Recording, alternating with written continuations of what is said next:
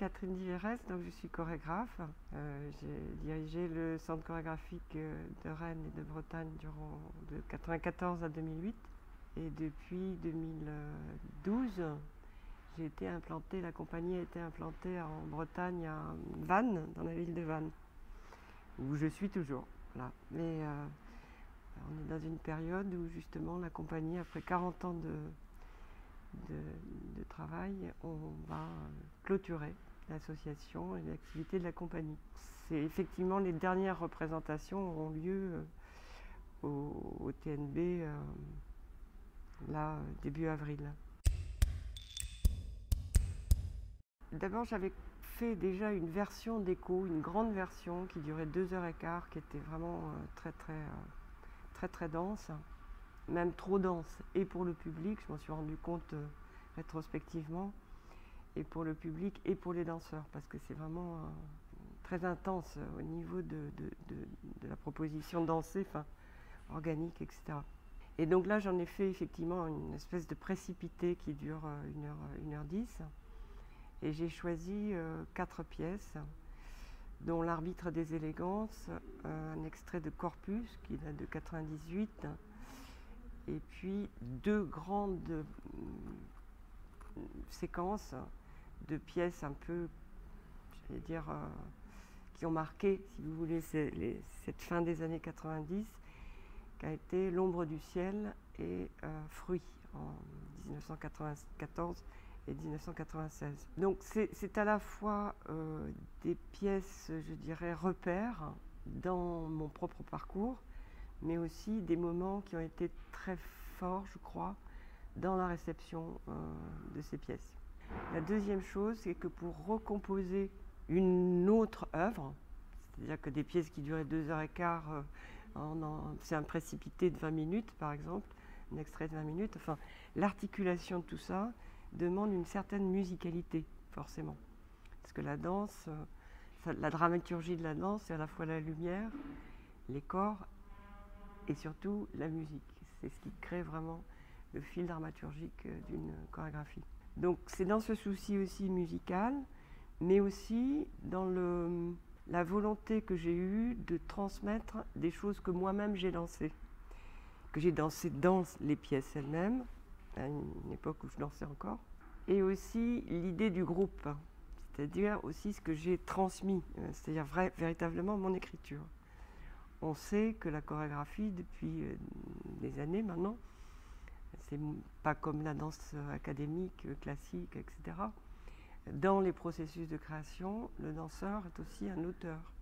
C'est-à-dire qu'on va le solliciter pour inventer des choses au niveau de l'imaginaire ou des phrases dansées, enfin bon bref, de produire vraiment quelque chose qui vient de lui-même et non pas qui vient du chorégraphe, qui a été enseigné par le chorégraphe. Donc je n'ai choisi que effectivement des choses, pratiquement, pas que, hein.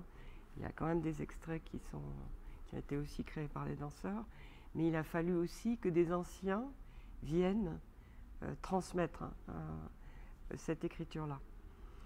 Parce que physiquement, moi je ne peux pas non plus, je ne peux plus redanser, réenseigner ce travail-là. Donc le choix du groupe, le choix de véritablement un passage de ma propre écriture dansée, c'est-à-dire du mouvement, il y a vraiment la dynamique du mouvement, et ce choix dramaturgique musical qui fait que c'est une espèce de précipité, de condensé comme ça, de 4 pièces sur 33. Je me souviens quand les plus jeunes sont arrivés, enfin je dis les plus jeunes, ils ont quand même 35 ans aujourd'hui, il y avait effectivement Emilio Urbina, enfin d'autres danseurs anciens, et le fait de les regarder, comment ils travaillaient, comment ils étaient présents dans un studio, déjà ils apprenaient beaucoup. Donc c'est à travers le corps des interprètes que quelque chose aussi se transmet, rien que en regardant comment on se tient dans un espace, comment on appréhende l'espace, comment le corps se tient, etc. Il est certain que quand on crée, on commence à créer quelque chose, enfin, on invente un langage quand on est jeune. Moi, j'ai commencé très jeune. J'ai commencé à chorégraphier à 21 ans. On n'a pas du tout cette conscience de la transmission, ça ne nous intéresse pas. On est très replié sur soi-même et ce qu'il faut inventer là aujourd'hui. Et le temps passant, les équipes aussi se renouvelant, on commence à prendre un peu de distance avec soi-même, avec sa propre écriture. Et justement, c'est dans cette distance-là que la pédagogie commence à se transformer. On commence à travailler un peu différemment aussi avec les interprètes. Et cette conscience de la transmission, de ce qui peut être laissé pour la danse, qui n'est pas un art, qui n'est pas que un art du silence, comme on dit, mais qui est quand même l'art de l'éphémère par excellence, et qui passe par le corps, on se rend compte que cette écriture ne peut passer que par le corps. J'ai vérifié moi-même que l'écriture de la danse, j'ai fait l'expérience de ça, c'est-à-dire vérifier, j'avais l'intuition que ça ne fonctionnerait pas. Avec le conservatoire d'ailleurs de Rennes, et à partir de solos, c'est-à-dire un notateur est venu à noter un solo que j'étais en train de transmettre à des danseuses de la compagnie, et il a pris des notes. Ces notes, il les a données à un autre notateur, qui n'avait pas vu les solos. Ce notateur a travaillé avec les élèves du conservatoire, avec 3 jeunes femmes. Et ils ont appris à partir de cette notation. Et quand elles sont venues me voir dans le studio et j'ai vu ce que ça donnait, pour moi, c'était rien. Ça ne fonctionnait absolument pas. C'est-à-dire qu'il y a une limite à cette écriture, cet alphabet de la chorégraphie, qui fait que s'il n'y a pas un passage, une connaissance d'une grammaire corporelle, de la dynamique et du mouvement, qui est très singulière, très particulière dans mon travail, c'est très différent sur le ballet, par exemple, ou même Merce Cunningham, parce que une arabesque, c'est une arabesque, bon voilà, un curve, ça se dessine, c'est bon. Mais les questions de poids, d'énergie, d'intention, comment, il y a 1000 façons de lever un bras.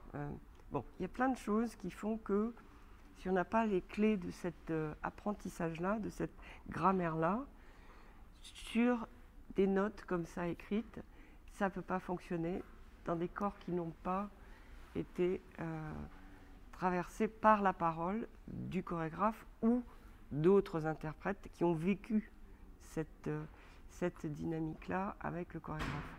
Marie-Christine Soma disait il ne faut pas s'appuyer sur les disques durs, il faut s'appuyer sur notre propre mémoire. S'il y en avait quelque chose à transmettre à un jeune artiste aujourd'hui, c'est ça, ne pas confier notre mémoire à des disques durs. Il faut que ce soit notre propre conscience, notre propre mémoire qui travaille. Et je trouve qu'elle a excessivement raison.